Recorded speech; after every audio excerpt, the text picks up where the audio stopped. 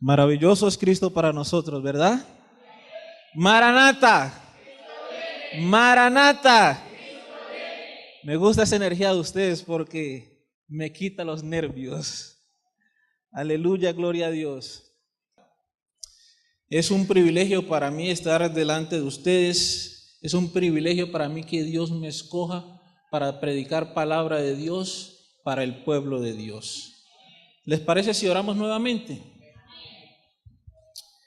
Querido Dios, alabado, glorificado sea tu nombre por la eternidad. Ayúdanos a amarte cada día, Señor. Ayúdanos a vivir por ti, Señor. Si es caso de morir por ti, Señor, ayúdanos y enséñanos para estar preparados para ese momento. Queremos que tu palabra sea la única luz que nos guíe, Señor. Queremos amarte infinitamente porque te hemos aceptado como el único Dios verdadero y como único y suficiente Salvador de nuestras vidas. Cúbrenos con tu gracia y con tu poder. En el nombre de Jesús. Amén. Vamos a abrir nuestras Biblias en el capítulo 11 del libro de Juan. Juan capítulo 11. En el capítulo 11 del libro de Juan hay una historia que todos nosotros conocemos. O alguna vez hemos escuchado un sermón o alguna meditación sobre este capítulo o sobre esta historia. Y es la historia de Lázaro. Quisiera preguntar, ¿hay alguien que alguna vez nunca haya escuchado predicar sobre Lázaro? ¿Todos alguna vez han escuchado predicar sobre Lázaro? Por arriba se levantó una mano. Entonces, por amor a esa mano que se levantó, vamos a continuar con el sermón. Y cuando me toca predicar sobre Lázaro, digo, es como llover sobre mojado. ¿Para qué predicar o hablar de algo que ya se ha dicho? De algo que ya es un tema que está agotado. Pero viene a mi mente la historia de aquel jovencito o aquel pastor que predicó un elocuente sermón el sábado por la mañana. Los hermanos quedaron boquiabiertos, quedaron maravillados, dijeron, ¡qué sermón! Ese era el sermón que necesitaba la iglesia. Llegó el siguiente sábado y el pastor predicó el mismo sermón. Los hermanos dijeron, ve, estuvo tan bueno el sermón que el pastor decidió repetirlo. Llegó el tercer sábado y el pastor predicó el mismo sermón. Y ya así como hicieron ustedes, el mismo sermón. Hicieron los hermanos y dijeron, ¿qué pasa que el pastor 3 sábados seguidos predica el mismo sermón? Y empezaron algunos a murmurar. Es que el pastor ya no sabe de qué más predicar. Predica el mismo sermón porque no lee la Biblia, no tiene qué más estudiar. Pero llegó el cuarto sábado y le tocó predicar al pastor. Y adivinen qué predicó. El mismo sermón. Pero como en toda iglesia hay esos niños inquietos como los que tuvieron aquí. Como hay un amiguito mío que no lo veo, que mantiene siempre por los pasillos. Se levantó y antes de que terminara el sermón fue al pastor y le preguntó, pastor, quiero que delante de toda la iglesia usted me explique por qué durante 4 sábados seguidos ha predicado el mismo sermón. A lo que el pastor respondió, ay, mi querido niño, parece que el único que se inquieta eres tú. Porque durante 4 sábados seguidos he predicado el mismo sermón, pero los hermanos siguen con la misma mala actitud. Durante 4 sábados seguidos el Señor les ha hablado, les ha enviado un mensaje, pero siguen en la misma vida pasada. No ha habido un cambio en los hermanos. Cuando yo vea el cambio en los hermanos, cambiaré mi sermón. Así que mis queridos hermanos, quizás usted dirá, otra vez el mismo sermón. Pero si el Señor te trajo esta mañana para que escucharas el mismo sermón, es porque tú sigues en la misma tónica. sigues en la misma mala actitud. Y el Señor quiere ver un cambio en tu vida. El versículo 1 del capítulo 11 de Juan relata la historia de Lázaro. Dice el versículo 1 lo siguiente: entonces se enfermó un hombre llamado Lázaro de Betania, la aldea de María y de su hermana Marta. María era hermana de Lázaro, el enfermo, era la que ungió al Señor con perfume y le enjugó sus pies con su cabello. Enviaron pues sus hermanas a decir a Jesús: Señor, aquel a que tú amas está enfermo. Al oírlo, Jesús dijo: esta enfermedad no es de muerte, sino para la gloria de Dios, para que el Hijo de Dios sea glorificado por ella. Jesús amaba a Marta y a su hermano Lázaro. Sin embargo, cuando oyó que Lázaro estaba enfermo, se quedó allí 2 días más en aquel lugar. El mensaje le llegó a Jesús 2 días después. Jesús se demoró otros 2 días para ajustar 4 días de la enfermedad de Lázaro. La historia cuenta, o el texto nos demuestra, de que Marta, María y Lázaro era una familia solo de 3. No tenían padre, no menciona madre, eran huérfanos aparentemente. Pero ponte a pensar en algo. En un contexto donde una sociedad era tan machista, ¿quién era el que le daba el valor a esa familia? ¿Quién era el hombre de la casa? ¿Quién era el que sacaba pecho por las hermanas? ¿Quién era el que llevaba el sustento a la familia? Lázaro. Ahora imagínate cómo debería estar el corazón de estas 2 hermanas al darse cuenta de que su hermano querido había muerto. Vamos al versículo 17. Cuando Jesús llegó, halló que hacía 4 días que Lázaro estaba en el sepulcro. Versículo 18. Betania estaba cerca de Jerusalén, a unos 15 estadios. Eso es aproximadamente unos 3 kilómetros. Muchos judíos habían venido a consolar a Marta y a María por causa de su hermano. Cuando Marta oyó que Jesús venía, salió a encontrarlo, pero María se quedó en casa. Versículo 21. Y Marta dijo a Jesús: Señor, si hubieras estado aquí, mi hermano no habría muerto. En otras palabras, Marta reconoce que en la presencia de Jesús hay ausencia de muerte, porque Jesús es el camino, la verdad y la vida. Pero en palabras más, palabras menos, Marta lo que le estaba diciendo a Jesús es: Señor, tú te quisiste demorar.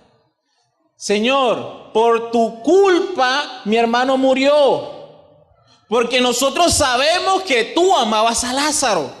Nosotros sabemos que tú te gustaba pasar momentos agradables. De hecho, el contexto histórico nos dice que Jesús le encantaba ir a pasar días agradables en aquella casa pequeña de Betania, en la casa de Marta, María y Lázaro. Pero si tú hubieras estado aquí, mi hermano no hubiera muerto. Imagínate, Jesús, le sanaste la suegra a Pedro, que era la suegra para muchos, que es el terror. Ahora mi hermano querido, tú lo dejaste morir. Ese amigo tuyo, ese que tú amabas, ese que tú te pasabas rato hablando de palabra de Dios, de teología. Pero por tu culpa, él murió. Versículo 22.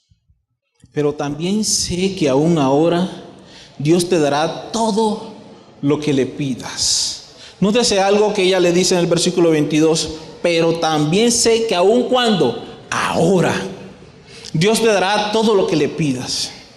En versículo 23, Jesús respondió: tu hermano resucitará. Marta le dijo: yo sé que resucitará en el día final. Y aquí quiero detenerme un momento. Y es que muchos de nosotros, en ese momento es donde entramos en la incredulidad. Si ustedes notan en el versículo 22, hay como un aire en la vida de Marta. Dice: yo sé que el Señor te dará todo lo que tú le pidas ahora. Ella hace la petición al Señor. Y hay momentos que nosotros en nuestras vidas nos encontramos quizás como Marta. Nos encontramos en un momento de desesperación, en un momento de angustia, y le clamamos al Señor y sabemos que Él nos va a responder. Pero nuevamente tenemos un bajón. Marta estaba como en una montaña rusa. Su fe subía y luego caía. Subía y bajaba. Yo sé que el Señor te dará todo ahora. Pero ella decía: no. Pero mi hermano resucitará por allá. ¿Quién sabe cuándo? En el día final. Marta le dijo: yo sé que resucitará en el día final. Versículo 25.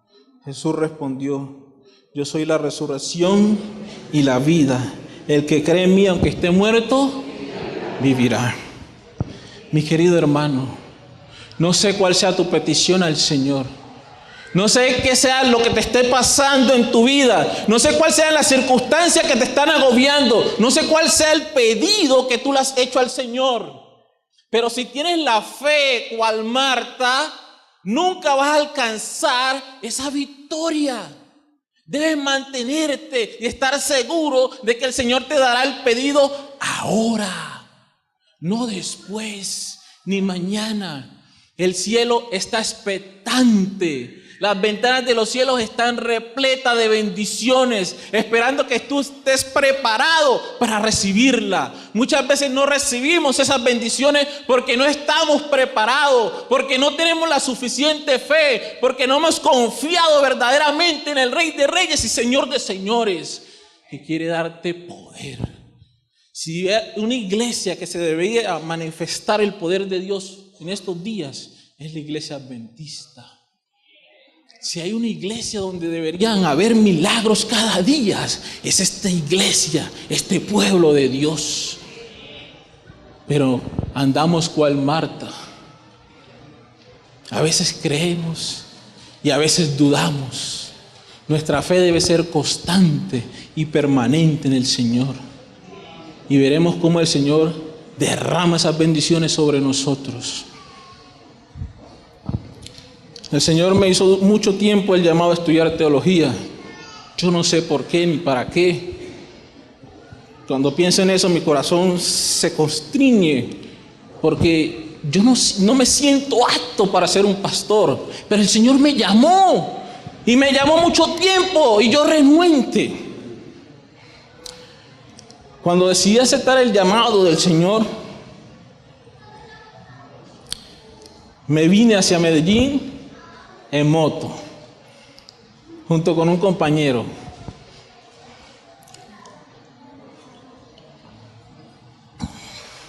Viajamos 8 horas. Cuando llegamos a la universidad, oh sorpresa, mis papeles se perdieron en el camino. Señor, ¿para qué me llamas si me pones estas pruebas? Me tocó regresarme y viajar a los 8 días otra vez. Llegué a la universidad sin un peso. Me presenté, entregué todos los documentos, hice el examen de admisión, voy a la entrevista donde hacen el filtro final y me pregunta el decano de aquel entonces: ¿ya tienes el dinero? ¿El de qué? El dinero. Ah, no, es que yo tengo fe. Ese hombre me dijo unas palabras que en ese momento me incomodaron. Me dijo: es que para matricularte no necesitas fe, necesitas plata. y desmatricularte de hoy a mañana, porque mañana se cierran las matrículas. Y yo dije, Señor, no tengo plata, pero tengo fe. ¿Cómo hago? ¿Qué hago? Para no alargarle la historia, yo salí de esa oficina confiando de que el que me había llamado iba a solucionar el problema. No alcancé a salir del edificio cuando ya mi problema estaba resuelto. Así que yo no sé qué sea lo que tú le estás pidiendo al Señor. Yo no sé cuál sea tu prueba en esta mañana.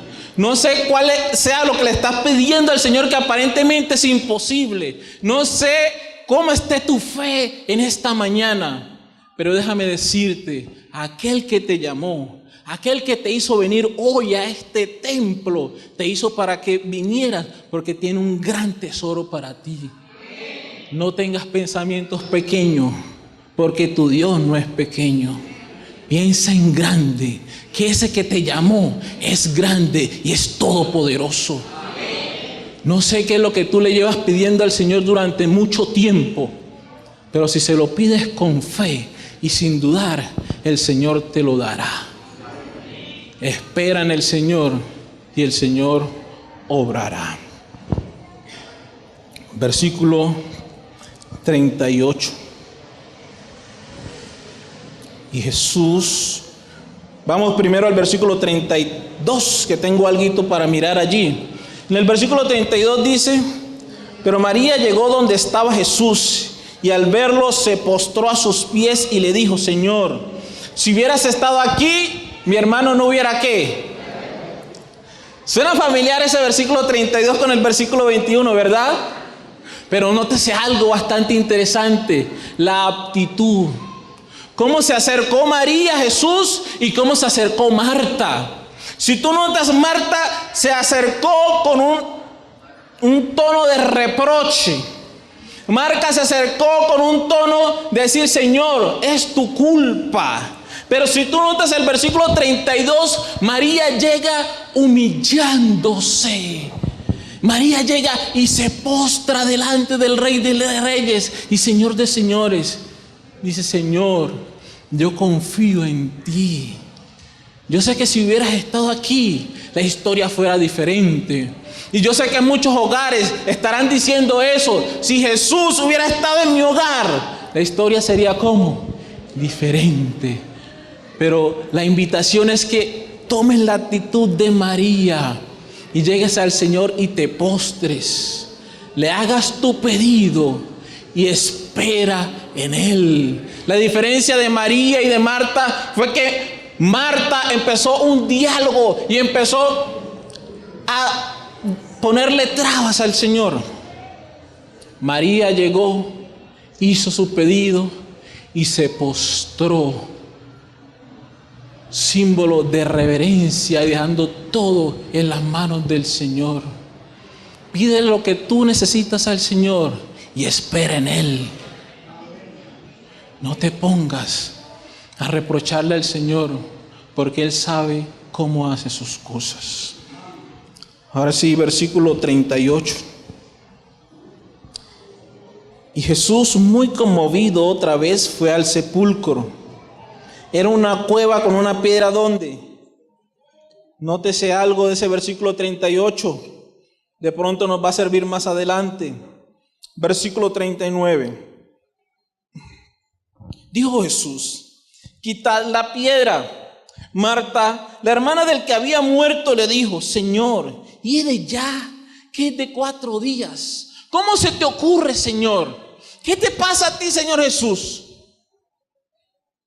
Ya hace 4 días que enterramos a mi hermano. Cuando te necesitamos no viniste. Ahora que está putrefacto, es que quieres que levantemos la piedra. ¿Para qué nos quieres hacer pasar tal vergüenza?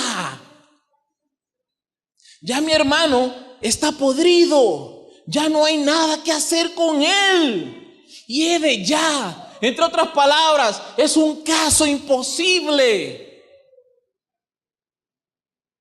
hiede ya. Y quizás estoy hablando para adventistas del séptimo día, que durante mucho tiempo su vida espiritual está cual cuerpo de Lázaro frío en la tumba. Hiede ya. Estoy hablando para un adventista del séptimo día que ha perdido su orientación.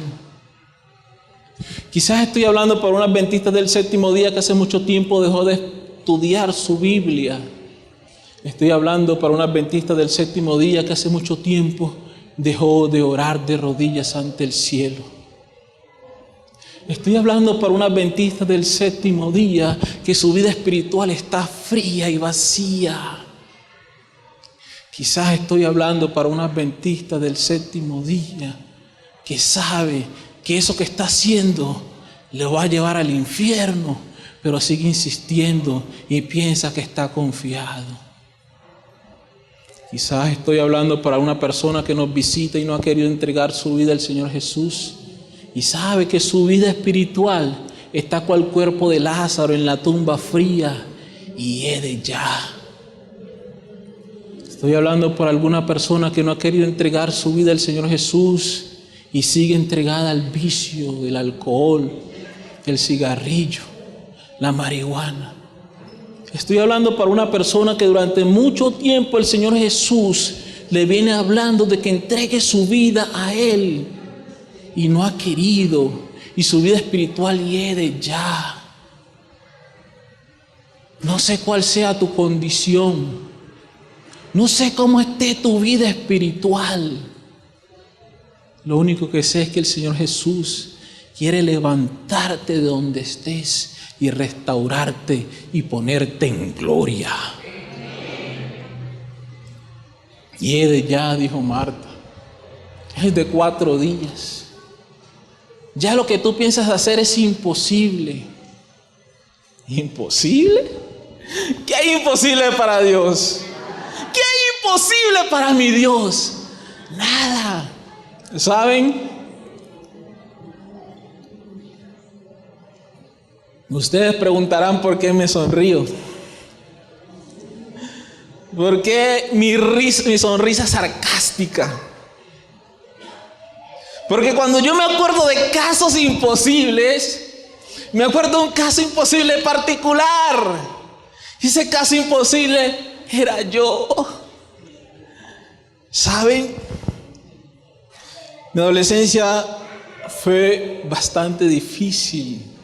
No solo para mí, sino para mi madre, mis hermanas.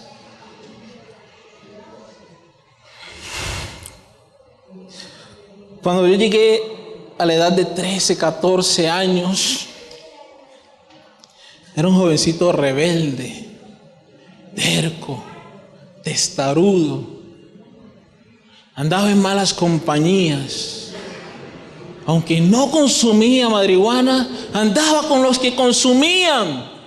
Aunque no era un alcohólico, andaba con los que bebían. Aunque no era un ladrón, andaba con los que robaban. Entonces, ¿de qué se me acusaba? De todo lo que ellos hacían.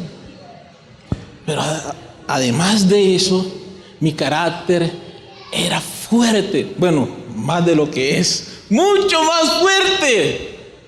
Y me decían, si tú no consumes marihuana, ¿por qué esa actitud? Si tú no consumes marihuana, ¿por qué eres así de agresivo con tus hermanas? ¿Por qué eres así de contestón con tu madre? ¿Por qué haces esto? ¿Por qué haces lo otro? Yo recuerdo en tantos de esos problemas y dolores de cabeza que fui para mi madre. Una vez ella recibió una llamada de sus parientes de Urabá, precisamente de Apartadó, y le preguntaron, ¿y cómo estás? No, muy bien. ¿Y cómo está Sayi? Bien, esa niña bien, ganó mención de honor. ¿Y cómo está Yusi? Está bien. Ya muy bien, esa muchacha siempre ha sido juiciosa. ¿Y el varoncito? A mí se me conmueve el corazón porque me acuerdo que mi madre dijo, ese es un caso imposible. Ese muchacho es un caso perdido. Porque ese muchacho no estaba en las manos de Dios. Mi madre pasaba noches en vela, no esperando de que su hijo llegara, sino de que la llamaran y dijeran, ve a recoger a tu hijo que está en tal parte muerto. Y es difícil y es duro, yo sé, para muchas madres, esperar hasta la madrugada, quizás con una mala noticia de que digan que tu hijo murió porque andaba en malas compañías. Porque ese era un caso imposible. Estoy hablando para madres que tienen un caso imposible. Tienen un hijo que es rebelde, que les saca lágrimas, que las hace llorar, que las hace trasnochar. Pero mientras no pongas ese caso imposible en las manos de Dios, vas a seguir sufriendo. Pon ese caso imposible en las manos de Dios y verás la gloria de Dios. Cuando mi madre puso ese caso imposible en las manos de Dios, la historia cambió. Y miren ese caso que era imposible delante de ustedes predicando la palabra de Dios. Estoy hablando para personas que tienen un problema que para ellos quizás es imposible. Estoy hablando para personas que le han diagnosticado una enfermedad terminal, que no saben qué hacer, que sienten que su vida se va, que sienten que han perdido todo en esta vida, que sienten que no hay esperanza para ellos. Pero déjame decirte, cuando pongas ese caso imposible en las manos de Dios, verás la gloria de Dios, porque el mismo Jesús lo prometió, y si Él lo promete, Él lo va a cumplir. Porque Dios no es hombre ni hijo de hombre para que mienta. Pon ese caso imposible en las manos de Dios y verás cómo se manifiesta Dios. Verás el cielo abierto y verás al Señor contemplándose en su gloria y en su plenitud sobre tu vida. No dejes de creer, no dejes de confiar. Ese caso imposible, ponlo en las manos de Dios. Quizás hiede ya, es de 4 días y tú piensas que no hay esperanza, tú piensas que todo está perdido. No te preocupes, aún Cristo vive y es el más grande de todos y es el Dios todopoderoso, y Él va a hacer tu caso imposible en un caso posible. Marta dijo al Señor, hiede ya. Ya los gusanos hacen fiesta en ese cuerpecito de mi hermano. Ya no hay nada que hacer por mi hermano. Versículo 40. Jesús respondió, ¿no te dije que si crees, verás la gloria de Dios? Mi querido hermano, solo necesitas creer. No necesitas hacer más nada, solo necesitas creer. Derrámate, entrégate en los brazos del Señor. Ve a los pies de Jesús con todo lo que tienes, con todo tu dolor, con todas tus luchas, con todas tus tribulaciones, y el Señor hará su obra. Solo necesitas creer, no necesitas nada más. Versículo 41. Entonces quitaron la piedra y Jesús alzó los ojos al cielo y dijo, Padre, gracias te doy porque me has oído. Yo sabía que siempre me oyes, pero lo dije por causa de los que me rodean, para que crean que tú me has enviado. Habiendo dicho esto, llamó a gran voz, Lázaro, ven fuera. Ay, qué deliciosa es la palabra de Dios. Y el que había estado muerto salió con las manos y los pies atados con venda y su rostro envuelto en un sudario. Jesús le dijo, desatadlo y dejadlo ir. Según la programación me faltan 5 minutos, 4 minutos. Aquí podía haber acabado el sermón. A Marta, a María e incluso al pálido de Lázaro se les había solucionado el problema. Igual nosotros conocíamos la historia, ya sabíamos que Lázaro igual resucitaría. Pero hay algo que me llama la atención en el versículo 44 y me inquieta. De antemano les digo, no tengo la respuesta por si me preguntan. Pero hay algo intrigante, algo que me mueve en el versículo 44. Y el que había estado muerto, ¿alguien tiene? Yo tengo la versión Reina Valera de 1960. ¿Alguien tiene una versión diferente de la Reina Valera 1960? ¿Quién? ¿Alguien tiene una versión diferente? Con voz de trompeta, alguien de los que tiene una versión diferente me puede leer el versículo 44, por favor. ¿Quién dice yo? O la misma versión, alguien diferente me puede leer el versículo 44. Arriba con voz fuerte, por favor.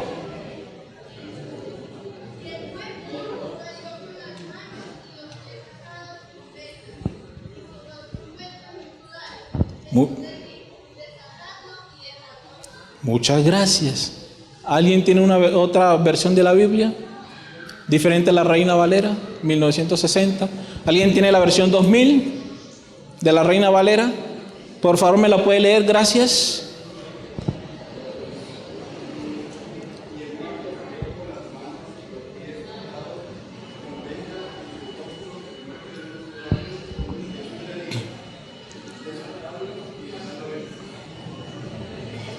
Muchas gracias. En todas, Lázaro resucitó, ¿verdad? Todas las versiones dicen lo mismo. Pero hay algo que me intriga, dice, y el que había estado muerto salió con las manos y los pies. Venga, ¿cómo así? Con las manos y los pies, ¿cómo? Venga, hay algo que no cuadra. Si tenía las manos y los pies, ¿cómo los tenía? ¿Cómo salió el pálido de la tumba? ¿Cómo salió Lázaro? Y sabemos que no era con las manos atadas aquí al frente y así. ¿Cómo salió? El hermano Fernando dice que de pronto salió rodando. Pero devolvámonos al versículo 38. El versículo 38 nos da un plus. Dice, y Jesús, muy conmovido otra vez, fue al sepulcro. Era una cueva con una piedra, ¿dónde? Encima. ¿Y cómo salió Lázaro de allá?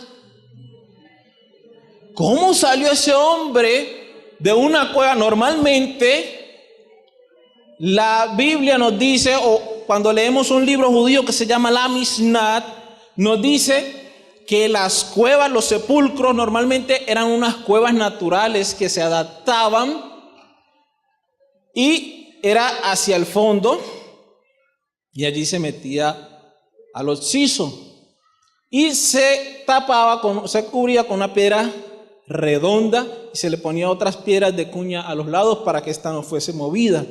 Pero se llama la atención algo extraño, algo muy extraño. La segunda parte del versículo 38 dice que la cueva de Lázaro era una cueva con una piedra encima. Pero antes me llama también la atención de que Lázaro estaba con las manos y los pies atados. Y es posible que yo esté hablando para algún adventista del séptimo día que aun cuando viene a la iglesia tiene las manos y los pies atados al mundo. Quizás estoy hablando para alguna persona que durante mucho tiempo visita nuestra iglesia y vino a la iglesia con las manos y los pies atados al mundo. Quizás estoy hablando para alguien que aún tiene ataduras al reino de las tinieblas. Quizás estoy hablando para alguien que viene visitando nuestra iglesia recurrentemente, pero no ha querido venir a Jesús porque tiene las manos y los pies atados a los vicios, porque aún continúa viendo pornografía, porque aún continúa bebiendo, porque aún continúa visitando los prostíbulos, porque aún continúa visitando las cavernas, porque aún el baile le parece atractivo. Aún tienen las manos y los pies atados al mundo. Pero la Biblia dice que Lázaro no solo tenía las manos y los pies atados, sino aún su rostro envuelto en un sudario. O sea que Lázaro no podía ver. Lázaro no sabía hacia dónde se estaba dirigiendo. Y estoy hablando para personas que durante mucho tiempo han estado así en el mundo, caminando, errantes, y no saben hacia dónde van. Van sin rumbo fijo. Hoy el Señor Jesús te dice que vengas a Él. No tardes más. ¿Por qué postergas tu decisión por el Señor Jesús?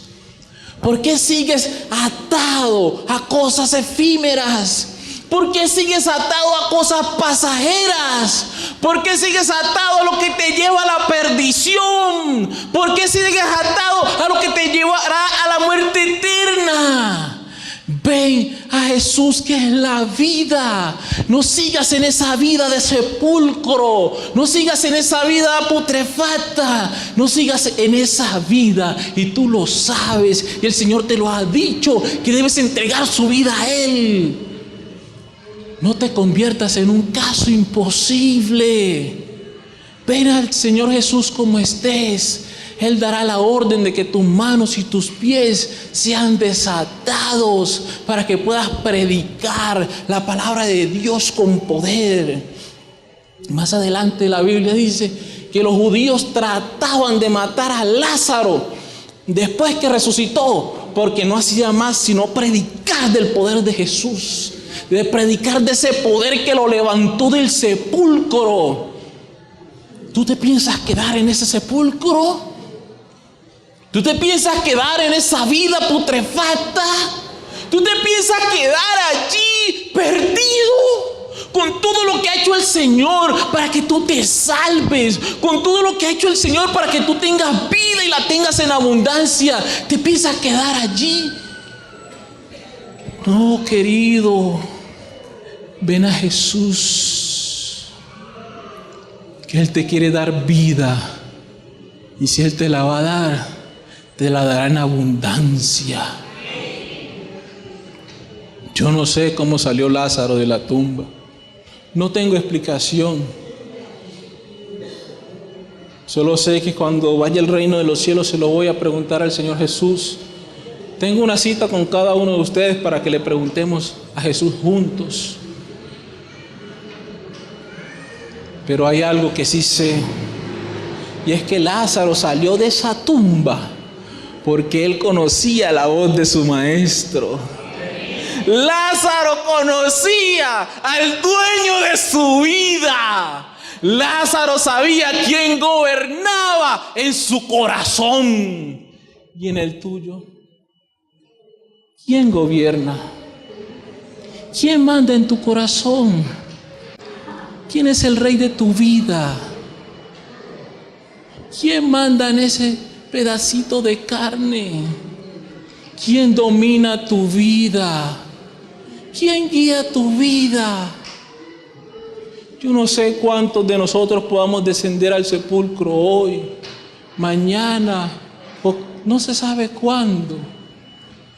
Pero yo quiero estar seguro que cuando me levante, me voy a levantar porque me llamará mi maestro, porque yo voy a conocer la voz de mi Dios, porque yo he de conocer la voz del que reinó en mi vida.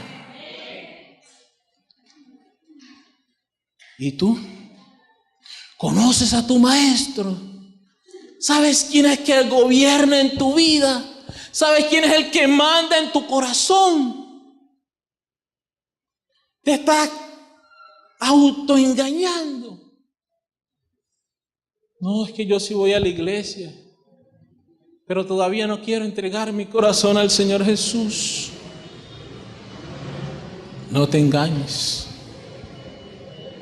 porque Dios tampoco puede ser engañado. Yo no sé cómo salió ese pálido de la tumba, pero sé que él salió por el poder de Dios, porque conocía la voz de su maestro. Lázaro tenía un sudario envuelto en sus ojos, en su rostro. Él no podía ver, pero podía escuchar a aquel que lo llamó. Si hay alguien que no ha entregado su vida al Señor Jesús, esta mañana el Señor Jesús te está llamando. Te está llamando para darte vida y vida en abundancia.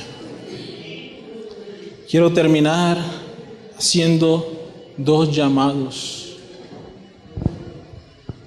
Y el primero es para aquellos padres, aquellas madres, aquellas personas que tienen un caso imposible y quieran poner ese caso imposible en las manos de Dios para que a partir de hoy ese caso sea un caso posible en las manos de Dios. Vengan al frente, vamos a poner ese caso imposible en manos de Dios.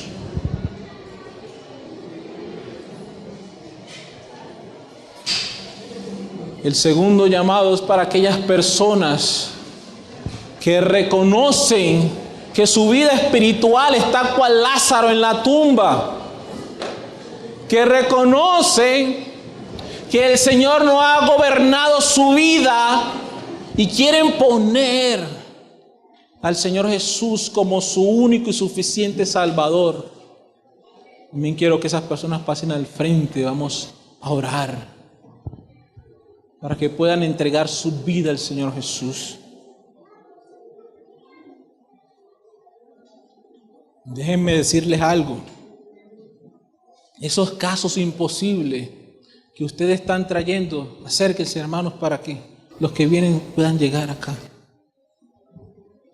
Ese caso imposible que estás trayendo hoy al altar no se convertirá en posible por la oración del predicador, sino por la fe que tú ejerzas en el momento de la oración.